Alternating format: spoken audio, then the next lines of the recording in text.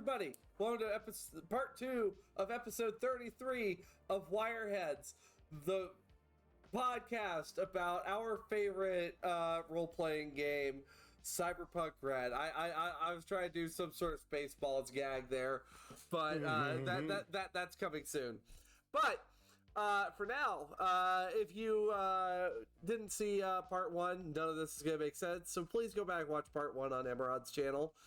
But with that, we pick up where I left off, where we kind of broke off after we met at the Darrington Press, the Critical Role company table. I'm struggling here. I'm so sorry. Her brain is slowly melting, chat. Yes, it's been a week. Nothing happened this past week. So I discovered that Darrington Press is making a card game about called For the Queen, where it is very much you have to make decisions based on the questions that the cards propose to you, and I will probably dig into that soon. But I decided I needed to take a short break. So I went out, I grabbed me a little bite to eat, and I went back to the Artel booth. James Hutt comes shuffling by. He looks like, "Hey, Diamond, are you doing anything right now?" I'm like, "Oh, I just got back." It's like, "Come on, we're going on an adventure." I'm like, "Okay, all right." Now, I would also like to note there was a subplot during PAX U of James Hutt convincing me why me and my fiance should go and move to Seattle instead of going to anywhere else, like Arizona, like Arizona or Denver. Oh, by the way, Emmerron, just for your latest challenge, James Hutt has said that there are many thrift stores with a lot of trendy fashions. So do we. Over there. We have okay, all right, there we go. Up in Scottsdale, we got all the trendy fashion thrifting you could shake a stick at. And the thing is, like, yeah, that's something I do enjoy is like actually sifting through thrift shops and finding stuff. Oh, we got them. We got them in spades. Yeah. Don't you worry. I do like that. So we go, we grab something to eat. And I actually talked with James Hutt about a game that I'm working on for a friend. And we have finally come up with a working name for said game. The game is going to be called Retail Worker. If you've played Papers, Please, it's very much my friend wanted a game where it's very much based around you performing you are in a menial line of work. And in this case, you're a retail worker. You are in your probationary period. You're just trying to get the full-time pay and get your benefits and whatnot. So the decisions you make will give you some points to maybe improve what dice you roll. And there's just a bunch of different possible endings you can get. And I'm thinking one of them is just somehow you miraculously open the void. How did this happen? Well, that's a question you can't answer now. But hey, at least you don't have to worry about the rest of your life. Along with that, James Hutt and I, we were talking. I learned a thing or two about game theory from James Hutt while I'm at it. Like for me, PAX U wasn't just business side, but I was learning about game design from Jay Gray and James Hutt, and I hope to also learn more from Cody, and I want to learn more from other game designers as well. I want to learn how to make good games.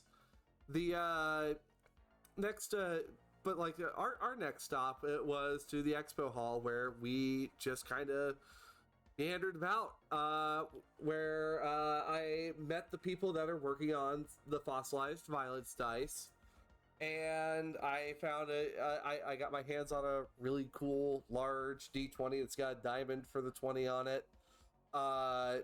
Also, James got me connected with some people that he knows over at Dungeon Crawler Classics. So if you are, a fan of the Gygaxian or Monty Cook style D&D engines, like 3.5, 2nd edition, Uh, they hooked me up with Mutant Crawl Classics, which, I mean, I'll check it out and sift through it here, see what they got going on. But I might have to check out some of their other games as well. Like I like my first once over through the book was pretty good. Like there's a lot of stuff in here I like. Yeah, there's fun fact, they do humble bundles a lot because I've gotten. Oh, do they? I've gotten the entirety. I don't know, not the entirety. I've gotten a shitload. I will say that much, right? I've gotten a shitload of adventures and the core rulebook through humble bundle, and I think I've spent a total of like, I want to say like $70 or $80 to do all of that, and it's like a lot of content. Oh yeah. So I have those core rules if ever we want to try playing that, because I would love to try it out. I've always wanted to try older D&D. Okay. And this is kind of the modern answer to doing that. So okay, I think maybe I run that one, and you become player for it. Maybe, yeah. I mean, we'll talk about it because I own the book, so I'm like, I can run. Okay, all right. Yeah, because I own the book, so I'm like, but I mean, there's plenty of adventures in there. There's plenty of opportunity for both to do both roles. So yeah. So there's that. I also had learned that Disney has a trading card game. Lorcana, yeah. It's that Diamond. Oh, it was a Gen Con, but what's up? When I tell you, like, this is why I was a little surprised was Magic that got their shit stolen at Gen Con 23. For those of you who don't know what I'm talking about, quick recap, history lesson. Gen Con 2023 was the first ever tabletop convention that I went to, and I helped Artel Sorian out at their booth in that convention. Great time, had a blast.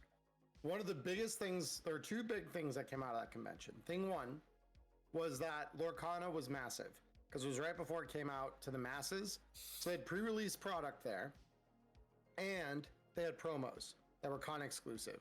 Mm-hmm. And scalpers love that shit. So you already know there was a mile-long line, and I'm not really exaggerating when I say that. Yeah.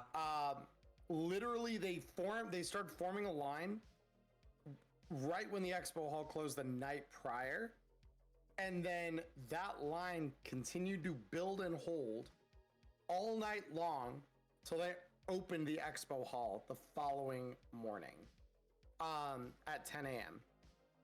So from 6 p.m. to 10 a.m., you just formed up, and you'd go in and get your shit when you got the chance to. It was absurd. And there was like just a shitload of crowding and poor crowd management, poor line management by that group. So this is the big draw, right? So I bring Lorcana up here to illustrate that point. Now, what happened to Magic the Gathering? Why did I say that? All right. So for those of you who don't know, last year at Gen Con, before the show even opened, because whenever these conventions start, obviously all the booths need to be set up, and that requires going in usually a day or two beforehand and doing that. And so usually you'll roll in all your product that is at the booth when you open it and have that staged and ready to go. So Magic the Gathering, Wizards of the Coast, but Magic the Gathering had a pallet full of Magic cards on a pallet jack in the middle of the con floor, not far from where they were setting up. Two guys somehow, I don't know if they themselves are exhibitors or not, but two guys somehow got into the con hall, the expo hall, ahead of the con starting. They simply grabbed this pallet jack and they drug it out the door with them. Rumor has it they basically pulled the yellow vest and clipboard gag. And I wouldn't be surprised at all hearing that. But bottom line is this. The pallet they stole was worth about $300,000 in sealed product.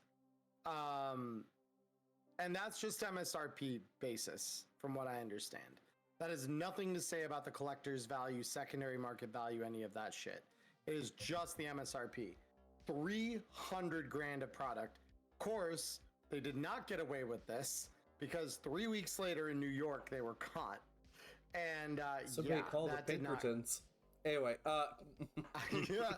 So the only reason I brought up Lorcana there though is because that was like the biggest fucking disaster Gen Con 23 was Lorcana's presence there was awful. And I'm shocked that for everything that had value in there, Lorcana's stuff would have been the one to steal, basically, just because they weren't even out yet. So you could have asked whatever you want to for that, basically. Assuming, of course, you don't get caught. That's the big kicker there is how do you not get caught? Trying to think. Well, I also found this one really fascinating little game that I'm gonna probably see if maybe Valkyrie wants to play test with me, or well, not play test, but like demo with me.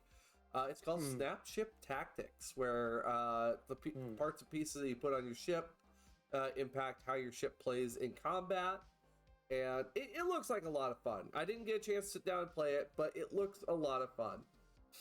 I'm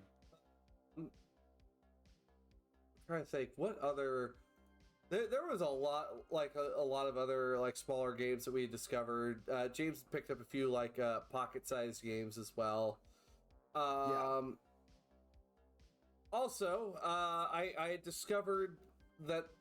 Look, I'm not gonna knock it because I own one, but I have what I consider a normal-sized one. Okay, it's not that big, and it's pretty comfortable. Okay. I had discovered extra large boob pads.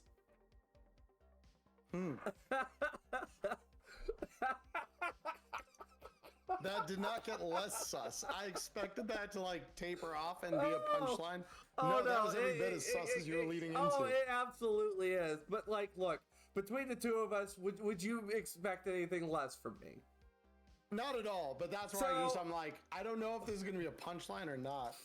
So, yeah, but like looking over it, it's, a lot of, like waifu pads, posters, whatnot. And apparently, they even do custom designs.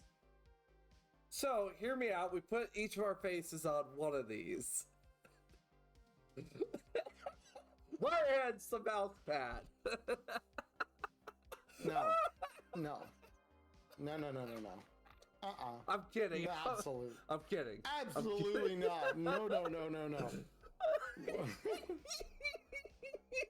That is not the first product that this face is going on to. I'm kidding. All right. Third or fourth, maybe, but first, no.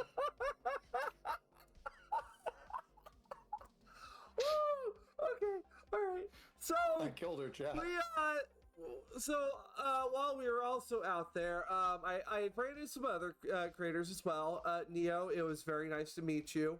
I can't wait to run Cyberpunk for you as well, along with those over at ESP, which apparently I'm going to run my personal gig, Hungry for Violence, for that group, just to give them a taste of what the time of the Red's going to feel like.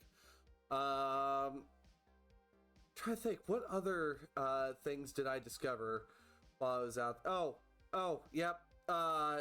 Nerd Therapeutics or Geek Therapeutics. What a place! Like, good stuff there. Apparently, Cody wrote the intro for the Witcher book in that one. For Geek Therapeutics, Journal of a Witcher. Well, it does make sense though. He did write the Witcher TTRPG. Yeah, that is interesting. I wouldn't have thought that would have been. That's an interesting product. It's cool though that he got recognized that way for being like, you're the Witcher guy. You should do an intro for a Witcher thing we're doing. Also, Sandy, it was good to meet you also on Sunday. One of my other fans who had ran into me. I don't know what your name is over here on Twitch, so I guess, but it was good running into you as well. Apparently she picked up on who I was by the voice. So apparently she listens to the Wireheads podcast. See my snake-eyed blade. Your first time on my chat. Hello. Who is this? Don't know. But hello. Snake-eyed blade. Welcome. Snake-eyed. Who might this be? Jog my memory. Or did we meet at PAX? Are you or are you not someone that she ran into at PAX? So she ran into a lot of people at PAX. So we want to make sure we keep this straight. But welcome all the same. Because I was like, you're not marked up as a new chatter here. So you've been here before. Don't think we met yet. It's nice to meet you. Yeah, oh, no, you're one of Raven's people. Oh, right. Hello. That's what I was about to say. I'm like, they're not a first-time chatter, so probably, yeah. Okay, hello. Welcome. Yeah, welcome back. Also, on top of that, while I was out and about with James, we did find, but I did happen to find some very rare cards at some of the secondhand Magic the Gathering booths as well. And once again, I was wowed by the fucking prices they were asking for a little piece of cardboard. Oh yeah, vintage stuff for Magic and Pokemon both are like crazy expensive. All right. So Sunday night got interesting when we got back to the hotel. Yes, Sunday night. After we packed up. So I am not, when I retell this part of the story, I throw shade at nobody. Because in reality, there was some kind of mistake that happened somewhere in the chain. Something happened that somehow caused our checkout to be marked as Sunday, which is the last day of the convention that we've been just talking about, and not Monday, which is actually when we're leaving. So we are on a pretty tight crunch. So we finish Teardown with all of the people there. We run over back to our hotel in a attempt to drop our shit off. And then we're going to go to this Blade Runner bar nearby called Chica. And we go up to our door. You know, we get back, go to our door, run the key card, and it blinks red at us. We're like, well, this doesn't happen all weekend. So we try it again. It still blinks red at us. And I've been keeping it separate in its own pocket in my pants. So that way it doesn't demagnetize, because that can be a thing that can happen if you keep it with like your credit cards or something. So I'm like, okay, well, like the odds of this having demagnetized are very low. So I don't know what happened. Let's go down to the desk. Let's see what's going on. So I go there. I tell them, hey, my room key is not working. What's going on? And so they tell me what I just explained, which is that, hey, your checkout is today, not tomorrow. And I'm like, no, I know that it isn't, because I've had it confirmed by 3 different people now that that is not what the case is. And so we talk with them, and basically this next step takes us about an hour. Yeah. And mind you, we had dinner reservations about 15 minutes after we got back to the hotel initially. So we were very late for this, which I felt extremely bad about as time goes on. And I will explain why that is. But we get a new room exactly 1 floor up from our old one. We have to move all of our shit up the floor.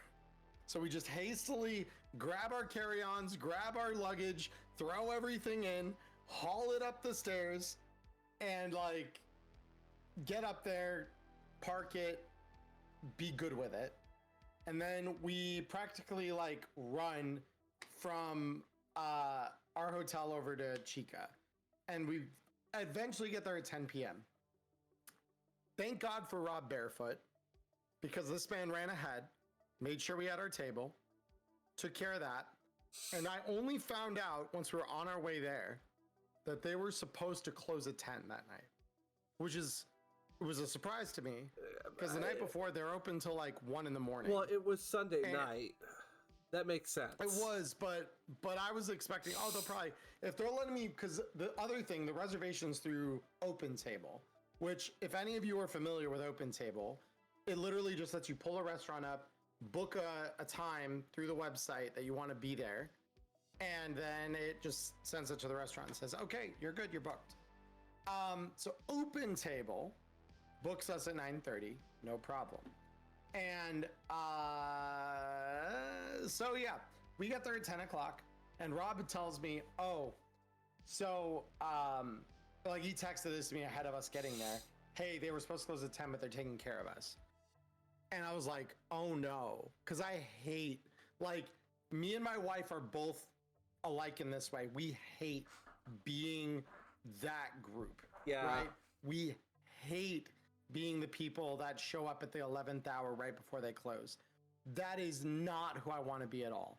And so I'm like, oh, fuck. And I'm late on top of it. So I'm just like, I feel awful about that. And the whole room mix-up thing had us a little bit bummed out because it's like, okay, well, like, now this is a whole thing we have to deal with. So we get there, and it's the 5 of us who are in our room: James Hutt, Rob Barefoot, Dolan Pondsmith, Cody Pondsmith. I believe it's I'm trying to. Noel and Frank are the 2, but they have a prop studio that they do stuff for online, which I will try to find when Diamond talks in a moment. But essentially, we all get over there. Beautiful Blade Runner bar. Lighting not that dissimilar to what's behind me here. There's like blue and then some pink. I will drop a picture of the bar in both of our photo channels while you're talking about this. Yeah, sounds good. So if you are on Discord and you have not already joined up, there's my Discord. And so you can join there and you can see what we're talking about. But the bar was very cool. They were very, very, very kind. If you are in the Philadelphia area or travel there at any point and are near downtown, highly recommend checking them out when they're open. Don't do what we did, for the love of God, please. But they were so kind. They were so accommodating. And they were really kind to me the first time I went there last year at PAX U. And they went above and beyond to make sure that, you know, we were taken care of. I don't know if anyone from Chico will watch this ever, but if you do, you guys were so awesome, so kind and accommodating. Yeah. You did not have to do what you did, and the fact that you did it anyway is like, I cannot thank you enough, because we were having a very bad night, and that turned into a much better night after we had a chance to have a few drinks and like calm down. The Deckard and Officer K were very good. Yeah. Even though I learned Japanese, I had learned that Japanese whiskey goes to my head. I can fix that. But yeah. And then Diamond, if you want to talk at all about, yeah. So yeah, that night, you know, we get to Chica's, and the waitress that was working there, one of the neat little things I discovered, she had some really, really shiny reflective earrings. And I was just like, yeah, I really like those. And she's like, yeah, I made them from CDs. It's like, okay, so that's kind of people that are here at Chica, which you know, being at Chica, like coming in here, it felt very comfortable, like for it being like a themed style bar. It didn't really have like any pretension to it at all. It was very comfortable being at that bar. The food was delicious. The teppanyaki that we had, and the ramen. Oh, the ramen! It was like actual rice noodles, and you know, I had some chicken miso. Evan had like this really spicy. Evan and Robert had these like really spicy things with ramen. Emmerron, what did you get for your ramen? I got a 3-piece chashu pork ramen, tonkatsu ramen, and that is El Clasico. But why is Discord being goofy right because Discord is totally a reliable piece of software. Because it's like, streamer mode is enabled. Use the copy button. Yeah. And then I use the copy button, and all it does is copy the text that says hidden use copy button. Yeah. It doesn't actually put a link in. Streamer mode bad. Streamer mode good, but streamer mode also is a little goofy. Of the time, but for that was kind of dog shit. Okay, hold on. Also, on top of that, there we go. Try that. I had met with a couple of the wait staff, and they were, very, very kind people. And, I had mentioned that, I'll probably bring my future wife out here. And they're like, yes, we absolutely love having gay people come to our bar. So it's just like, fuck yeah. All right. So, I mean, that's probably the plan is hopefully we come back out for PAX. Hopefully it's in the cards. See what I did there? Anyway, we're gonna make our way out there, hopefully, and I can't wait for that. So we get back, and James Hutt comes with us because it's round 2. It's either win or GG no re for us to complete this encounter. Which his words exactly, by the way. That is exactly how he put it to us. Yeah. Which right out the gate, we open up, and right out the gate, Robert and Emmerron nuke themselves to cause a lot of damage. Oh, no. Well, kinda. We kinda nuked ourselves. Okay, hold up. That's because we didn't nuke ourselves entirely. We didn't kill ourselves. True. We opened a combo up because Robert's build is centered around flipping the Uno deck over. You have some understanding of what the next card's going to be. And my build is centered around essentially setting up like a multi-combo. So like what both of us were there to do is just open the gates hard on them and then allow the rest of the party to just pop off. Which worked. We both died round 1, but it worked. But yeah, it worked out really well. And James was extremely excited about the whole thing, where he's just like, oh yeah, like, and if people aren't feeling the role playing, like we can just hang out, it's all good. So like James, if you're watching this, thank you for making PAX that much more fun for us, because that was very cool of you to come back after being at a convention all day, 2 days out of the 4 days that we were there, and running a game for us. That was very, very cool of you. But yeah, we had a blast. We had a really, really good time with Beetle World. So, which is again why I say if you have not yet joined, go to jameshutgames.com. I'll put it in chat here in a sec. Go there, sign up for his newsletter. Get into the Discord. The file download is there, so you can play this because it is really fun. So, also on top of all that, we've got some time to talk about it. It's here. I can't believe it. It's finally here. Redmas. Definitely. Santa came around here a few days after we got done with all that. And the 12 Days of Redmas is here, Emmerron, and how are you feeling about it? This is... The 12 Days DLCs are always really good. Like, so just to lead with that, like, I did not expect a bad DLC. And we've said it before quite a few times, both in private and on the podcast here, that, like, 2024 has been a very good year for DLC content for Cyberpunk RED. Like, it is so crazy how high quality the DLC has been all year long this year. In my mind, there have been very, very, very few misses where that's concerned. And those misses are entirely based for me on taste. Like, none of those misses are even like misses unto themselves. They are just misses for my palate. So this year has been great for the DLCs. Redmas is a beautiful cap off to that, I think, because it's got a little bit of everything. So for those of you wondering, Redmas is not so whereas the others that we would get in previous years were based on a type of item, gun miss, gear miss, cyber miss, Redmas is all of the items that have appeared in artwork for Cyberpunk Red that we have not gotten any stats for yet. That is this year's theme. So there is a whole host of art at the end of the DLC that shows exactly where these things were pictured beforehand.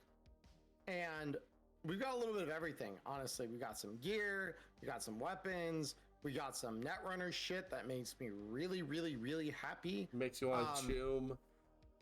That I got a ruling on that makes it just a little less useful, but that's okay. So yeah, Redmas is very, very, very, very, very good. I'm a big, big fan of it. And I'm not saying that just because I got the chance to beta read it with Diamond. Genuinely, I think it's a great DLC, and it adds a lot of really useful items to the game. So, should we just dive into the gear? Yeah, let me pull it up real quick. Yeah, because there's a bit of a long intro story for this one. But it also is Monster Fight Club, once again, makes another cameo in Cyberpunk RED content. Which, by the way, what's up? I was going to say, we also get to see EMP bullets exist now. Oh, yeah. Monster Fight Club has released a Krampus miniature for Combat Zone. And Krampus is featured in this DLC, getting absolutely snuffed by Santa.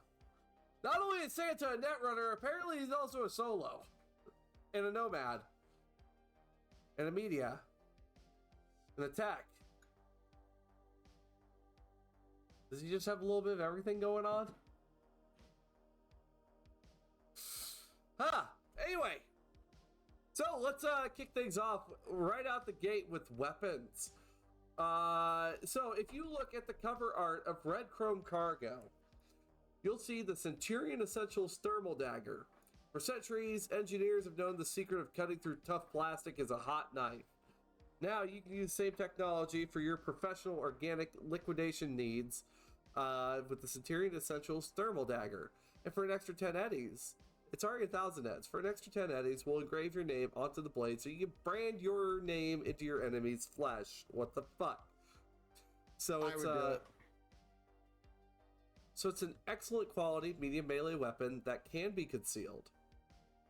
Anyone or anything hit by the thermal dagger is now strongly on fire, aka taking 4 damage per round. Wait, is it deadly or strong? Strong. Okay, strong is 4. Yeah. Deadly is 6. I know. That's what I was like. I thought I heard you say deadly, though. Oh, so no. I was like, wait a minute. But it is deadly, because that's like 2d6. So that's like 46 damage per round, and then also an extra 4 damage just per tick. Yep. So, yeah, melee users, yes, you now have weapons alongside the IMI chain knife for Crimbo for the December 25th holiday, as we like to call it. And what do we got up next, Emmerron? So we got the Cyberdo Smart Glove, if we're going by the art at the back of the book. So this artwork first appeared, so there's a couple places you could have found this art. The first is in the splash art that appears on the back of the GM screen. You also can find this as the cover art for the 12 Days of Gunmas. And it's the punk with the gloves holding a handgun up with like glowing blue eyes behind lenses. Very stylish, very cool. I think he's the one that's like over my head right here. Because I actually have a poster of that spread. But the gloves he's wearing are Cyberdude Smart Gloves. So the way that these work, I've heard a lot of people say rip any other smart gloves ever. Oh yeah. But they cost 750 eddies. And they're fingerless gloves that come installed with a subdermal grip, and they've got 2 additional option slots. And when worn, the options stored in the glove can be accessed. Putting it on or off is an action. The cost to purchase and install a CyberArm or CyberLim option in the smart glove is the same as doing so in a CyberArm. Any non-finger-based cyber options stored in a cyber hand or meat hand the glove is being worn over are inaccessible when they are worn. Finger-based cyberware such as cyber fingers, quick digits, scratchers, rippers, and slice and dice can be used normally. The glove itself cannot be concealed. So it's basically just like a palm-based smart glove that has room for options and a subdermal grip in it. Which, like, not terrible, honestly, especially if you're trying to keep that HL nice and low. The subdermal grip on this thing is just, that's very cool. Spend like half as much more as you would for a normal one of these. Well, no, subdermal grips are normally what, 100? Are they 5? One sec. I got the book pulled up right here. 100. Let me pull that up. Cyberware. We are going to go to CyberArms. Alright, subdermal grip. There you are. It's 100 ads. That's what I thought. Okay. So this is quite a bit more expensive if all you're interested in is subdermal grip, but it does save you the humanity loss. And gives you extra option slots. It does give you the extra option slots. And the nice thing is that, let me see, because I wanted to see one thing. Any non-finger-based cyber options stored in a cyber hand. Okay, so it's just those options stored in your hand that aren't accessible. So, everyone out there, if you are wondering, mantis blades and pop-ups are usually from this part of your arm, not the glove. Yep. So this works with pop-ups, which is very cool. And will give you basically what you're paying for is 2 extra cyber option slots here, which is very, very cool. But yeah, that would be my review of that. It is quite literally, I think, the best smart glove that we have. Oh yeah. I'd say like battle gloves if you want a little bit more customizability, but battle gloves are much more expensive though. Well, and even then, the battle gloves block your whole arm, yeah, so that's you true. Actually can't use anything underneath here. So like this is just the better compromise. Next up, we have the high density bulletproof shield. By the way, if you thought your shield was bad, it gets better here. It costs 200 ads. When the cops realized their bosses were buying from the lowest bidder to provide crap shields to the department, they attempted a low-tech solution. But the gangs learned that acid would melt the duct tape holding multiple shields together. After nearly 100 injuries resulting from shield malfunctions, the higher-ups got the message and commissioned a slightly better design. The shield is, I think, in... it's in artwork talking about the corporate wars, if I remember correctly, where it shows up. It's either that or I think this might be or Friday Night Firefight. One of those two. Yeah, I'll find it real quick. So, compared to the normal bulletproof shield, this is a 15 HP bulletproof shield. Which, counts as covers that. But it can't be installed in a pop-up shield, though, compared to normal shields. Time for tech upgrades. Let's go. And, normally I would say, yeah, you could double the HP of your shield. I'd say instead I'm going to probably have to revise that to being you can add 10 HP. So, your normal bulletproof shield can go up to 20. This could go up to 25. So, that would give you about that of, thin steel. So that is pretty good for for combat. If you really want to do shield play, this is new. It doesn't even impose any penalties for being a heavier shield.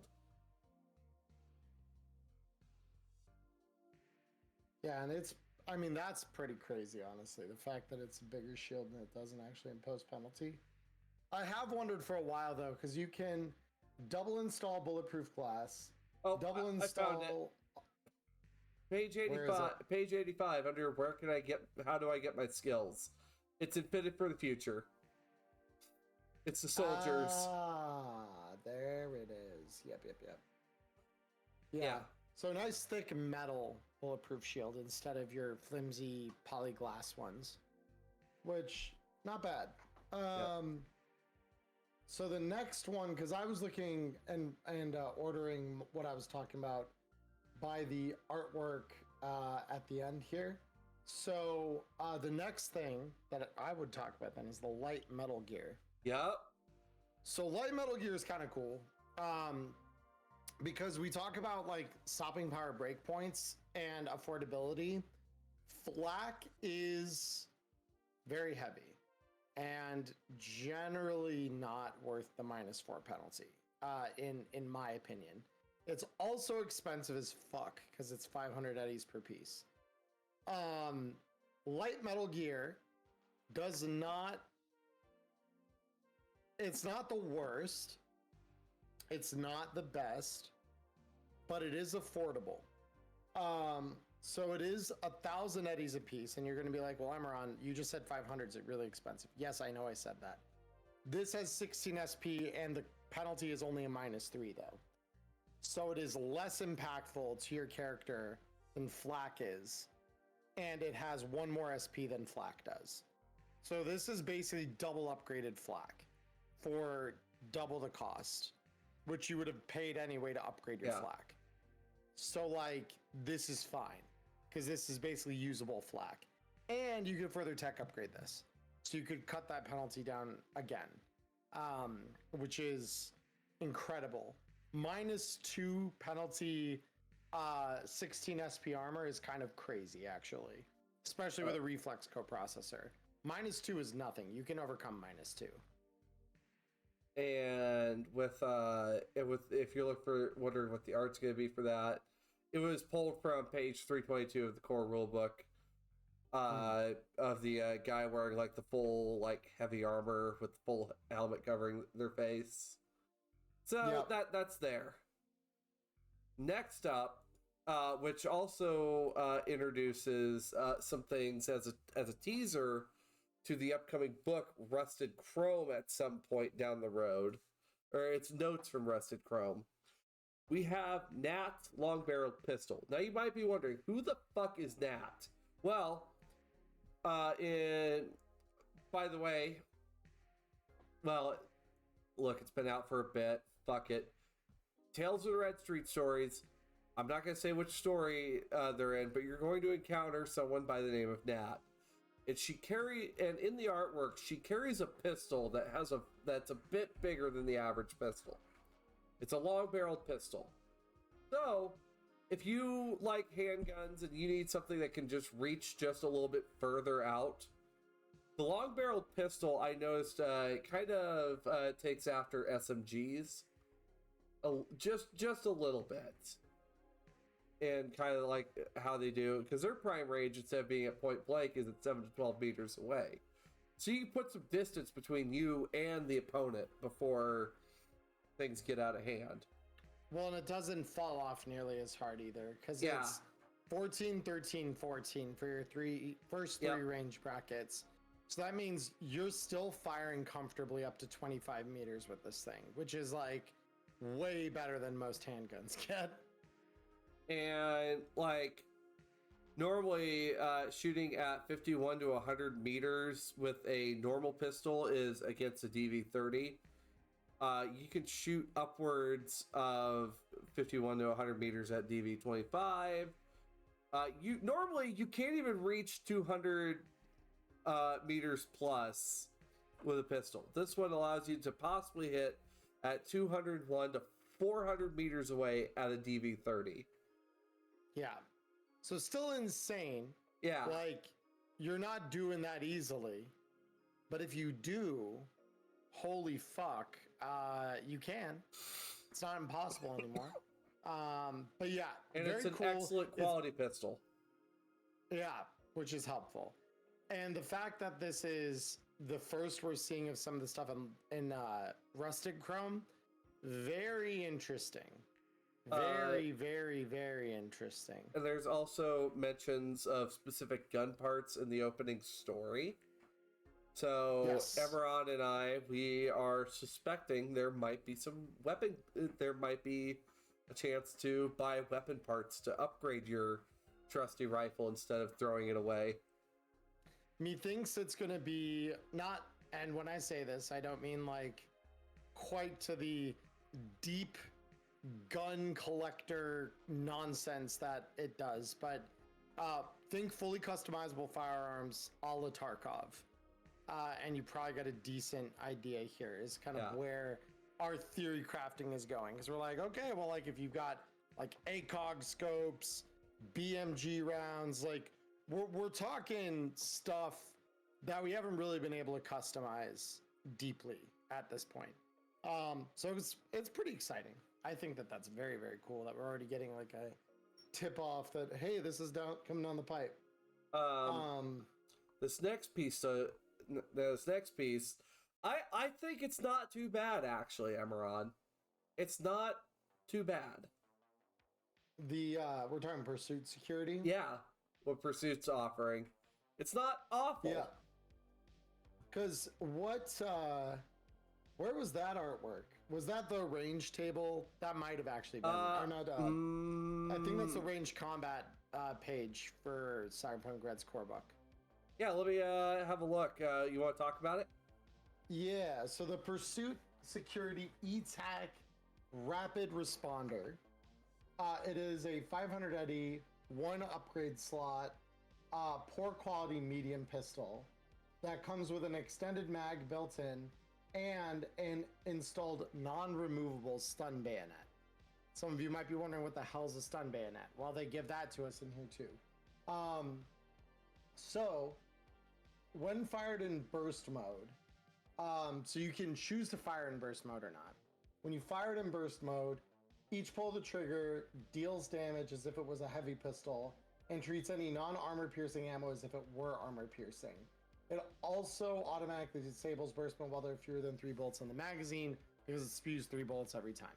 So, I mean, just because it's poor quality culture, the fact that it upgrades, because it says any, because it's not an exotic pistol, that's really, really, really important to remember. This is not an exotic gun. So you can load non-basic ammunition into this thing. And so when it says it treats any ammo fired through it as though armor piercing, this means that it is armor piercing plus whatever else. So that could be expansive, that could be incendiary, it could be smart, and it carries both properties then. Armor piercing plus armor piercing. Oh. I don't know if that's, I would need to ask James about that one, because that's okay. But it does what it says on the text.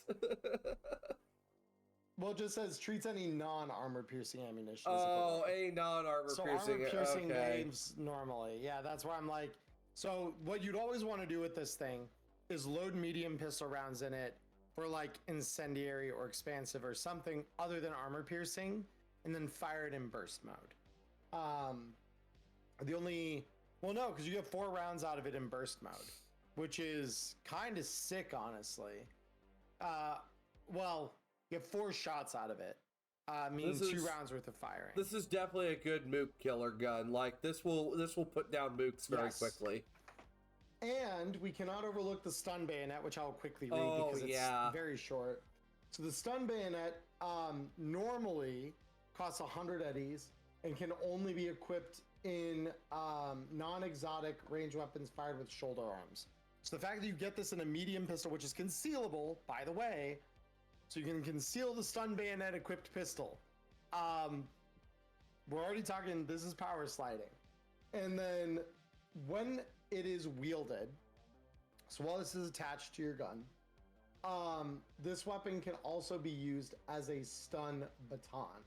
So basically, you can stun baton pistol whipping people with your E-Tech rapid response. So this is actually like a very good medium pistol. Yeah. This is the best medium pistol I have ever seen. The fact that it's non-exotic means you can tech upgrade it to give it an extra slot and smart link it. Holy You moly. can also you can rebuild this too if you're playing with 2070s rules. And then, I mean, if you're feeling like really up to it, if you've got the money to do it, you could do an invention where you rip the design of this, you build a standard quality one. Yeah, you could.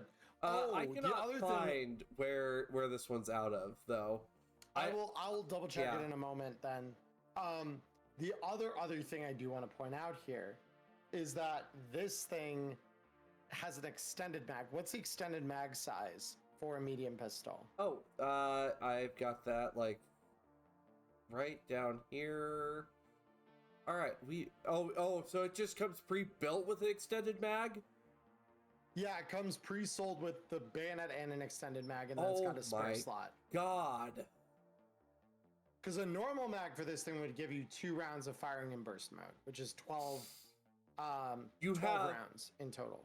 You have 18 rounds of ammunition right out the gate. I love to hear that. Well, and it doesn't say anything about not removing the extended mag. So if you want to flip an extended mag for a drum mag, you could do that. That's 36 bullets. And that's 3 rounds per, so you're firing 12 burst fire rounds, where it counts as both armor piercing and whatever else it is. That's really good. That's really good. Even on a poor quality weapon, that's really good. This is a bit like Faisal's weapons, where it's poor quality because Pursuit's one of those new corporations. This is definitely like one of their newer concepts, experiments that, and the thing is, burst weapons have always had just a higher chance of jamming. Like that I feel really reflects like real life pretty well, where burst weapons can jam. Yeah, no, absolutely. That is, I for some reason think that gun, I wonder if that might have been concept art for a weapon in black chrome. Could have been. Because I'm looking where I thought it was right now. So while you're looking, I'll move on to our next new gadget that we received. Coming from...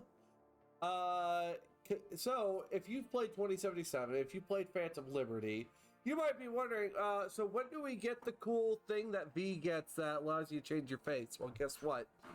We get its predecessor, the Quick Change Faceplate Mount. This is internal body cyberware. It replaces your meat face with a quick change mount to attach a faceplate. The faceplate can be installed or uninstalled with an action, so you can literally just pop your face on or take it off. And it comes with one personalized faceplate. Every additional faceplate, including ones covered with real skin and super chrome, are available for 100 EDs. It does cause 46 humanity loss. It's a lot. And you can find this on the woman with the pink and blue hair on the page talking about tragic love affairs. The lines actually, like looking at it, it's like, yeah, the lines line up for, her, face to be able to be removed. Which, like, that has got to be fantastic. Being able to pop, let's see, Puma Squad branded line of smart. Oh, that's very different. Note. Okay. We'll talk about that soon. Yeah, I'm thinking that's probably concept art or something they haven't used before, because I'm not finding it. Like, I've seen it before. I think it's black chrome concept art for the ETAC Public Defender. That could make sense, yeah. So the next one, we've got the Rockland Augmentix Quick Digits, which first shows up in Tales of the Red Street Stories in some of the art for Bucketful of Popcorn Flavored Kibble. Okay. So The quick digits, once I find them here. There they are. No, that's the Skydrivers. Hold on. Which are also very, very good. Oh, there they are. Okay. So the quick digits cost 250 eddies. They are clinic level 3 humanity loss or 1d6 or HL. They're a cyber hand that can be installed as the only piece of cyberware in a meat arm.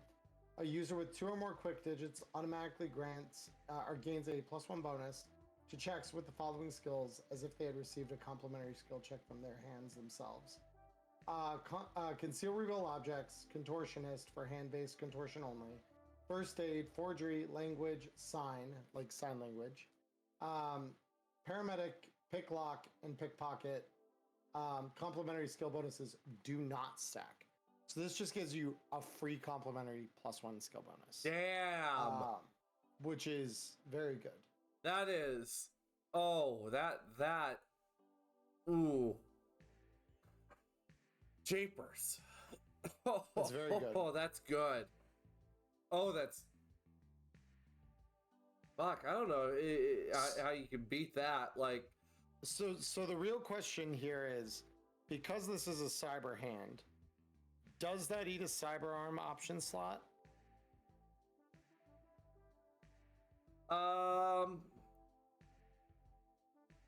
It does say cyber arm option, so I feel maybe this does eat up an option slot because of the bonus it provides, which it makes sense for the matter of game balance.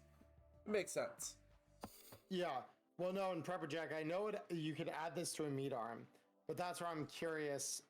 If you have a cyber arm and you want to replace the standard hand that comes on there, does this still eat a slot? Because technically you always have this hand, you know? But yeah, it very well could be that it just eats a option slot more for game balance than anything else, I can imagine. Because Diamond, do you remember Micro Waldo? How many slots does that eat up? Okay, so it takes 2 slots, but it takes 1 out of your cyber arm and 1 out of your Neural Link.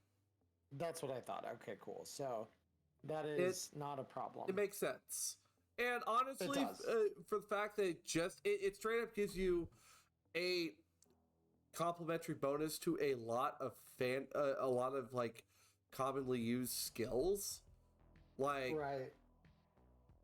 You know, like That's especially oh my god, a complimentary +1 to paramedic along. Well, it wouldn't work for surgery though. The Waldo's for surgery. But that's why I'm kind of curious why the quick digits don't apply that to surgery as well. Unless they're too worried, like getting a +2 to surgery off of both of those. But still, I mean, let alone for someone that, you know, pickpockets, pick locks. Oh yeah, like this is incredibly good. Even without the surgery bonus. Yeah. So, the Rockland Augmented Skydrivers. This is featured on the artwork.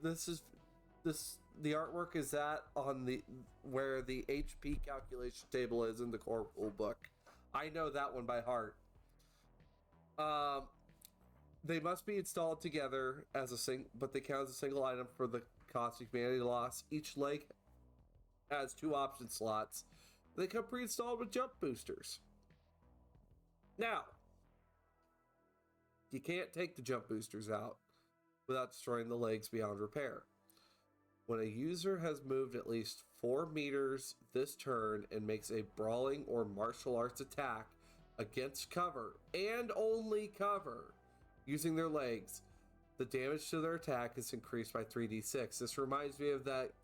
Reminds me of the Gorilla Arms pneumatic edition, where you hit cover, and if you are like already borged out, that's going to be 7d6 damage. So you are hitting just a little bit harder than a grenade at cover. Yeah. Well, it's very, very good. It's very, very good. Which then, well, it's because it only damages the cover that way, right? It doesn't cause collateral like it had exploded. No, it's just you do 7d6 damage to cover if you're but you do an additional 3.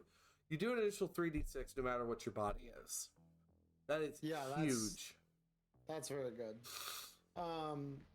So the next one after that are the smart ears. So the artwork for this can be found on the chapter art for the Time of the Red in the core rule book. Michiko. And it's Michiko with her like antenna ears, basically what we call rabbit ears. So these can be customized. Fun fact. So Danger Gal has a bunch of these where they are like ears of various types. I know that I've proposed, I'm like, what if I could get them as elf ears? That would be kind of sick. What these do is they come with a non-removable radio scanner, music player, and 2 additional option slots for our cyber audio options. There we go. They are, because I don't think they specify smart ears. So these are gear. These aren't cyberware. Yeah, this is smart gear, like smart glasses and battle gloves. Yeah. So this is nice because finally we could take advantage of some extra cyber audio options. I've always said that there are way too many cyber audio options for the number of slots that were given in that particular bit of cyberware for being unable to like expand that. So this is very welcome. So when they're worn, they give the user access benefits on the wear that's in them, like you had it installed in you. Installing or uninstalling options into the smart ears takes an hour. You can only wear 1 pair at a time. But this is important because this means this is now a wearable agent. This becomes like you can wear an internal agent on you, basically, which is kind of neat. You can also, just like I said, add a ton of stuff, auto dampers, different like augmented hearing, all while not sacrificing those on your base cyber audio, which is very, very good. For 1,000 eddies, this is a pretty big win. I'm glad we have this now. All right, up next, in the artwork, okay, I'm trying to remember where this artwork was. There was a piece of artwork, and I feel it was part of one of the covers. Was it Fall? I think it's Never Fade Away. I'm pretty sure for this one. Is it Never Fade Away? No, that's Johnny and Alt. Time of the Red. Is it Everyday Life? New Street Economy. It is one of the bigger pieces of art in the book. But what we get is from Psychust, which last time we saw anything from Psychust was the Flesh Weave. The Psychust Cyber Spine. Your spine is too precious, and its internal body cyberware. It requires 3 of your option slots. The spine is considered hardened. It cannot be damaged or rendered inoperable by EMPs or a microwaver or non-black ice programs. Additionally, the user gets a +1 bonus to their contortionist skill checks. Also, you become immune to the spinal injury, critical injury, which Emmerron and we were talking about that last night. That's huge. Very good. Because for those that might be wondering, spinal injury, you lose an action if you get a spinal injury. Like that can lead you just dying outright because you just don't have the ability to really do anything. If you're using anything that requires continuous action to like a Perseus that cuts you off, like it's spinal injuries suck. Yeah, you don't want them. Think very much like David Martinez's Sandevistan, but don't give it all the like neural like doodads that it came with in the 2070s, and you'll have what the cyber spine's looking like. Yeah, it is it's a very, very powerful piece of cyberware. I'd say for 1,000 eds to make you immune to just not losing a turn ever, and also on top of that, just getting a +1 to contortionist just because, like, that's great. And then if you want to get a cyber snake, it counts as an orifice for your snake to be deployed from that you could stab people with. So I guess you could just, I guess, you know, do that thing from that Transformers movie that Megan Fox did, I guess, where just this weird metallic limb just comes out of nowhere and just gets you. Gosh, I'm trying to think where did that piece of art come from? I know it's in the core rulebook. I'm literally scrolling through the whole rulebook right now trying to find it and having very little luck, unfortunately. Because I'm like looking where all the normal, like, oh yeah, that's the usual suspect place, but I have not found it yet. I'm literally scrolling through the entire New Street Economy chapter right now and just not fucking finding it. Is it in Running Cyberpunk? It might be.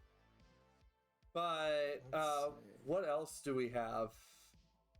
Yeah, go ahead to the next one. Because I think now we're talking about the one that we're really excited about. If I'm tracking right. Yeah. So Zetatech comes in with an interesting offer called the Cyberconductor. And yes, it can also be integrated if you're a full body conversion. The Cyberconductor allows you to load 3 different cyber decks onto the Cyberconductor, which, if you look at the cover art for the Cyberpunk RED core rulebook, you'll see a guy walking towards the street holding what looks like a miniature PC under his arm, standing in front of Siet, and he's got goggles on. That is the Cyberconductor.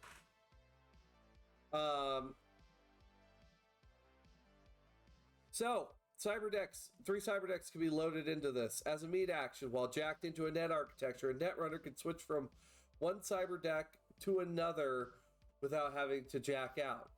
When you switch cyber decks, it will take your entire action to do. You take 3 damage, and all your programs shut down. Cyber decks installed into a cyberconductor do not benefit from programs or hardware connected to other cyber decks in the cyberconductor. While installing or uninstalling a cyber deck into a cyberconductor, it takes 1 hour. If you're an FBC and you get this installed, you are able to avoid taking the damage. And if you have other cyber decks installed into your body, they can connect with the cyberconductor, and also and they can also interact with anything that's connected to the bodyweight coding, aka your bodyweight suit as an FBC. Both of us being Netrunner mains. We both looked at this and just lost it because we're like, that's insane. That's crazy powerful. How the fuck is that real? Well, it's here, and I'm like, wow, because I had made a piece of Borgware that would do this, which, you know, now it's a piece of Borgware that goes into an FBC. The fact of the matter is you have the ability to contact, you know, any of your cyber decks at any time. Like, you think your net run was going to be one thing, but instead you actually need an Ice Pick deck instead of a Speedy Gonzalez deck. You got it. And you don't have to jack out. You don't have to start all over again. It's pretty good. The other thing that I want to throw out there about that, because I had asked James Hutt this earlier because we were having ourselves a little discussion about this.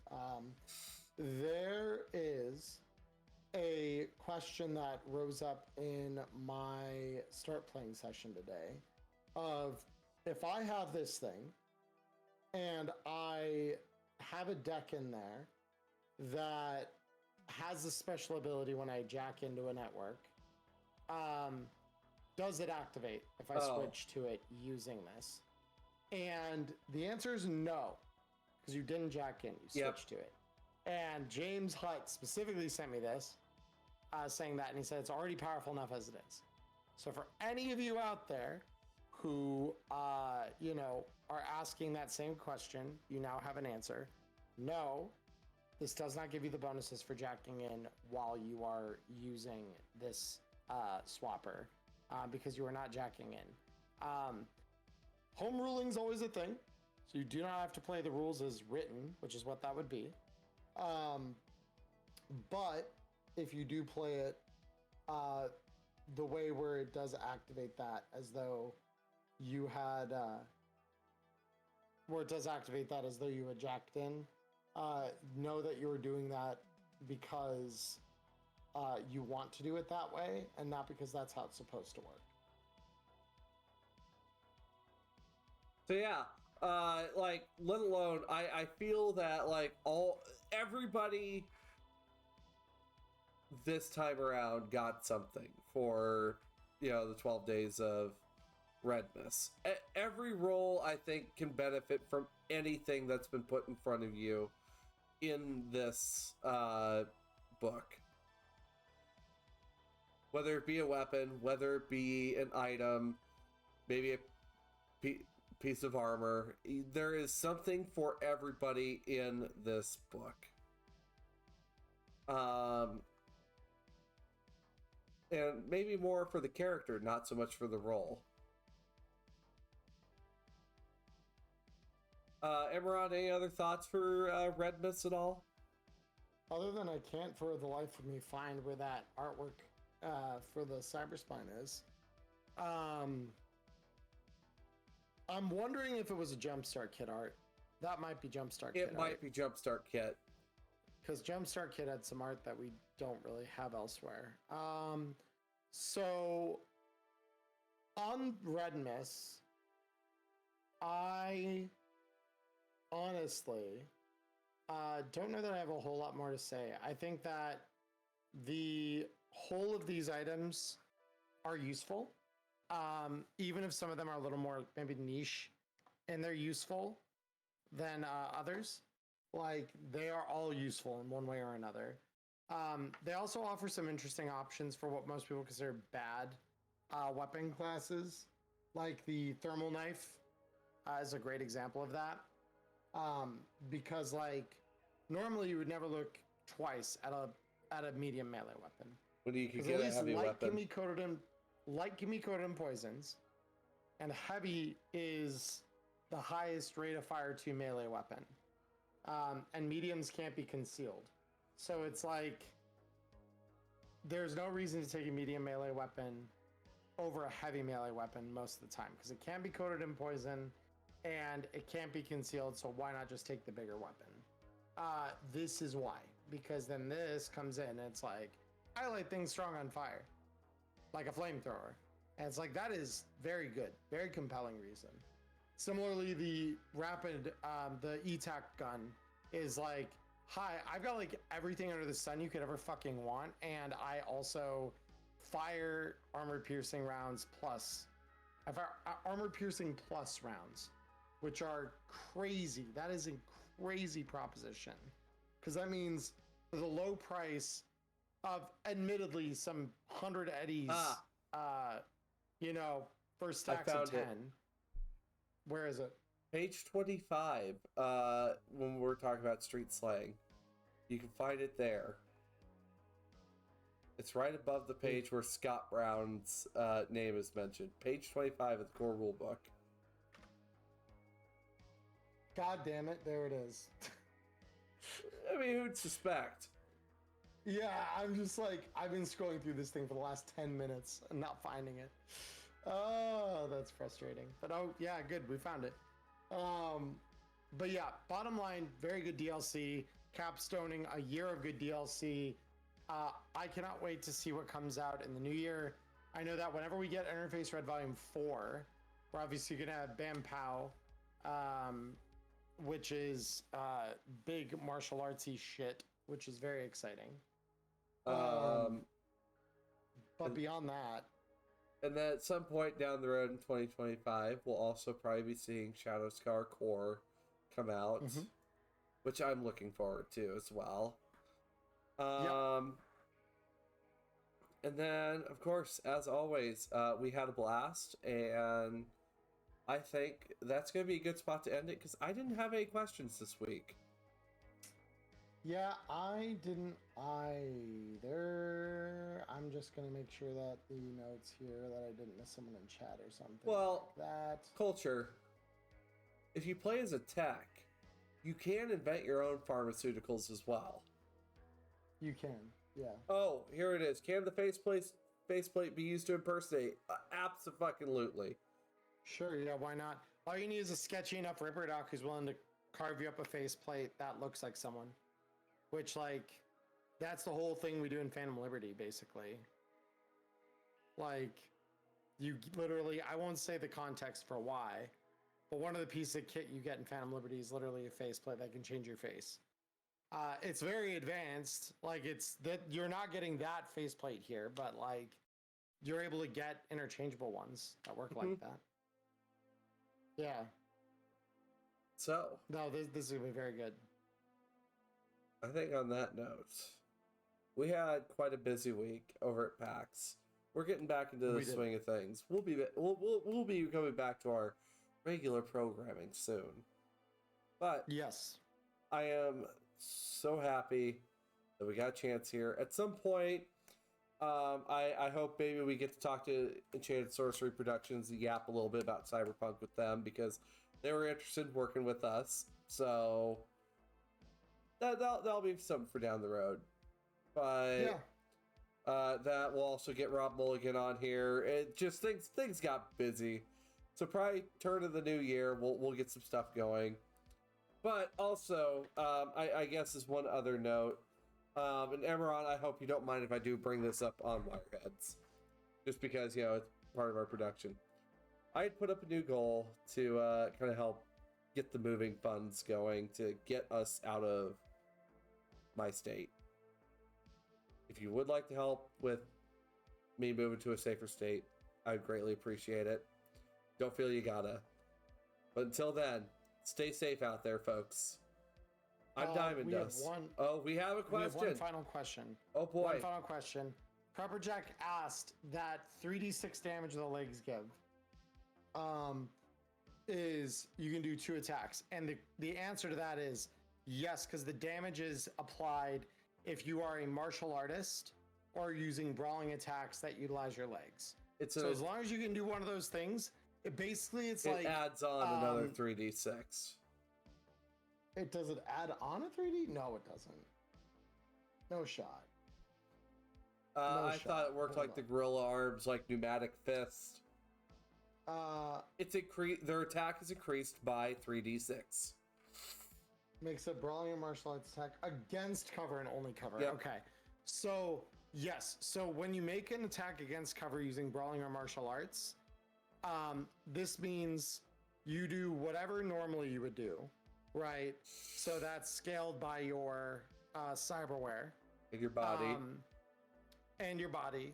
So if you have cyber legs, I imagine that damage never, just like with cyber arms, that damage probably doesn't drop below 2d6, regardless of your body. And then you add 3d6 on top of that. So if you are a martial artist with body 12 doing this attack with your legs, then you have 46 plus 3d6, so 76 against cover. And yes, you can 2 ROF that, because that's what your ROF for that attack is. So yeah, 76 against cover twice is what you can do in a turn. So that's when skydivers are really, really, really good. Really, really, really good. But yeah, didn't mean to interrupt you during sign off. But oh no, as you were saying. But yeah, until then, I'm Diamond Dust. Thank you guys so much for your support, as always, and of course. And I am Emmerron, and I'm very tired and looking forward to sleep. All right. Until then, stay safe out there.